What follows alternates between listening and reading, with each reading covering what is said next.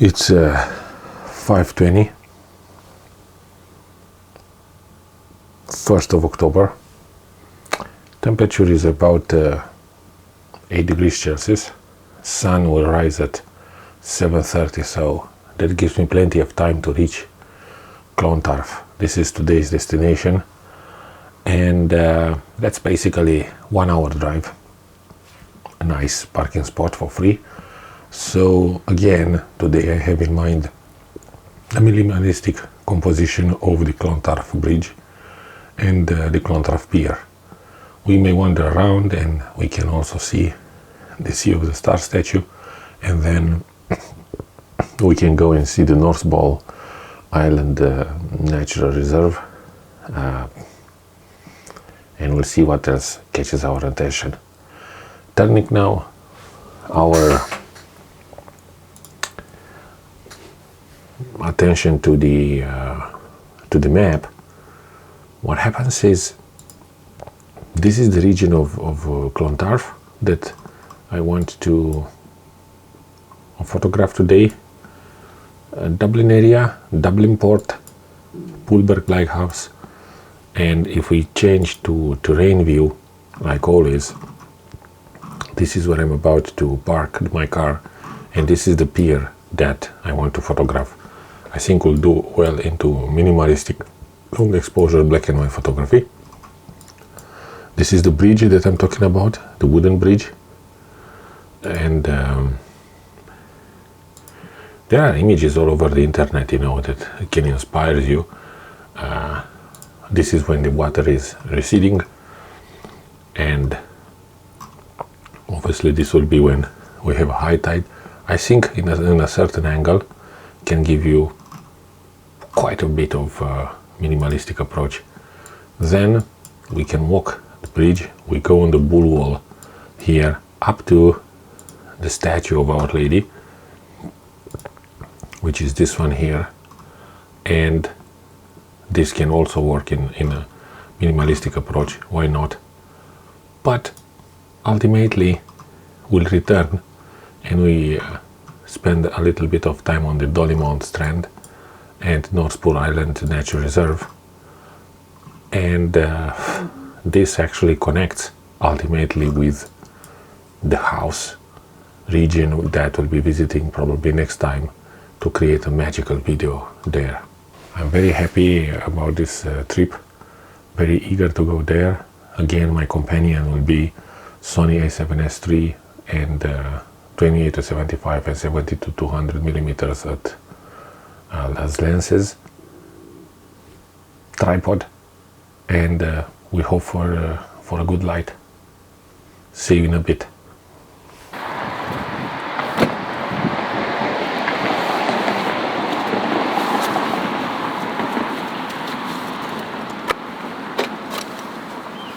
This is Clontarf.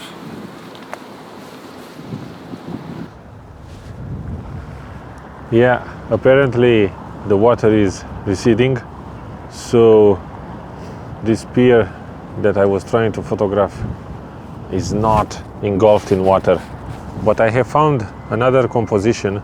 It's just a leading line that goes into this immense North Island Sea, which I'm going to try to capture as a long exposure, and then I'll be moving my attention to the bridge itself. Yeah, it's very important. Tidal times are very important, crucial for this type of photography. I checked the website, but apparently the water is not as high as expected. Anyway, that only gives me another opportunity to simply return to this place and photograph it again. Beautiful sunrise, as you can see. So I'll just moving on so I won't lose the light. Yeah.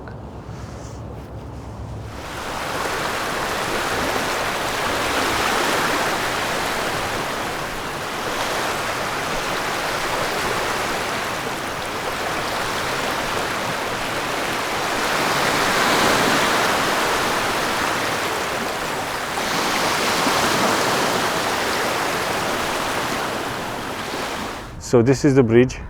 I'll be using this time a 70-200 f4, probably around 100-ish. Again, long exposure. I'll try to emphasize only on those vertical pillars of the bridge, just to try to get a minimalistic exposure. Behind it, unfortunately, there is a very thick blanket of clouds. I may not need a rain grad, I will see. That's what it is. You don't get always the desired sunrise. I checked the PhotoPills app and the sun was behind the bridge at sunrise, so at sunset you have to be on the opposite side. So logistically I did everything right.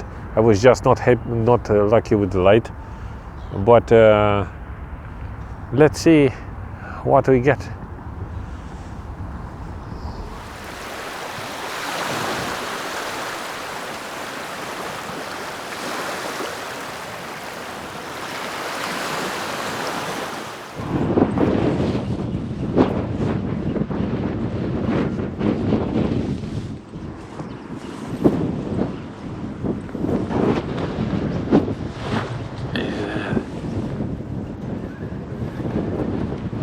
Yeah, so something happened. I dropped my camera. My 70-200 is completely smashed, as you can see, and it's absolutely insane. Like this is, and probably can be repaired with some difficulties. The filter is gone, but then again, it's just a filter. Yeah, so we're back in the studio. It was kind of a disaster, man. I got the shot that I wanted, but as you see, I dropped my 70-200 f4, and obviously it was stuck on my A7S3. This is like almost a €5,000 combo out there. Anyway, what happens is, this is the lens again, and this is the mount. Apparently it is just, yeah, there is definitely a chimp here on the mount, and this is completely dislodged, but contacts are, apparently they are okay. Electrical contacts. Zoom ring is fine. Similar to the focus, there is a dent here on one of the buttons, and what really saved the front element was the ND filter. ND filter is smashed, but the front element is absolutely pristine, which is good to know, because that would have, man, it's so clean. That would have cost me another good few, euros. Now the ND filter, it was from Nisi, 5 stops, ND Vario, 82 millimeters.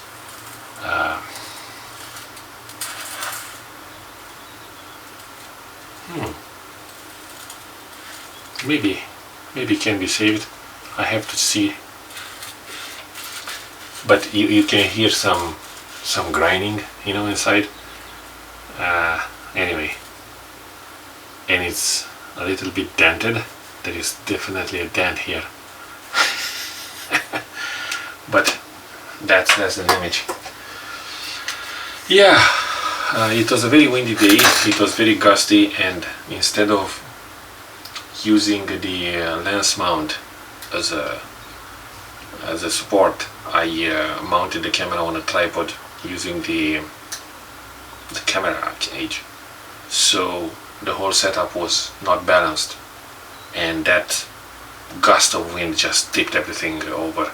I much prefer aluminium tripods because they are heavier, so it's supposed to be sturdier when it's windy, because in Ireland here there is wind.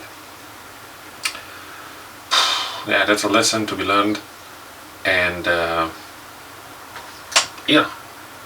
at least we have a video about it, so we can talk about it, because what's the point ultimately keeping your camera in a suitcase or in your in your bag if you're not using it. But anyway, I was thinking that next time I will definitely won't go for such expensive gear. Though, how can you shoot landscape photography without a 70 to 200? Well, probably you can buy the 24 to 200, but then if that's your own lens and it smashes the ground, you see you have no alternative, you have nothing to shoot with. But camera wise, A7S III is just too expensive. Good thing, you know, it's working perfectly. It's crazy. And what saves it was, I'll show you what saves it was the cage. The cage saved it. It's a cage from Small Rig. It's absolutely, there is a scuff here on the body. There is somewhere there, it doesn't matter. But other than that, it's fine. And why I was lucky, because obviously the tilt screen was flipped in, because if that would have been flipped out, it would have been instant murder. Like this is so flimsy that it wouldn't last the shock, but it was in a close position, so I got very lucky with it. Other than that, I'm surprised it's working. I'm still expecting in the next few days or weeks, I don't know, some random errors, and if that's the case, this will go to service as well, because inside the electronics, you know, probably they got a jolt, and I don't know what. Apparently it's working now, but we'll see. Yeah, I was immediately contemplating, you know, to buy the new Sony FX30, but I don't have lenses for it, and that camera is not even for sale yet. So thank God this is still working, and every time, that's a lesson for me. Always get a cage and always use filters. You never know. Alright, see you next time.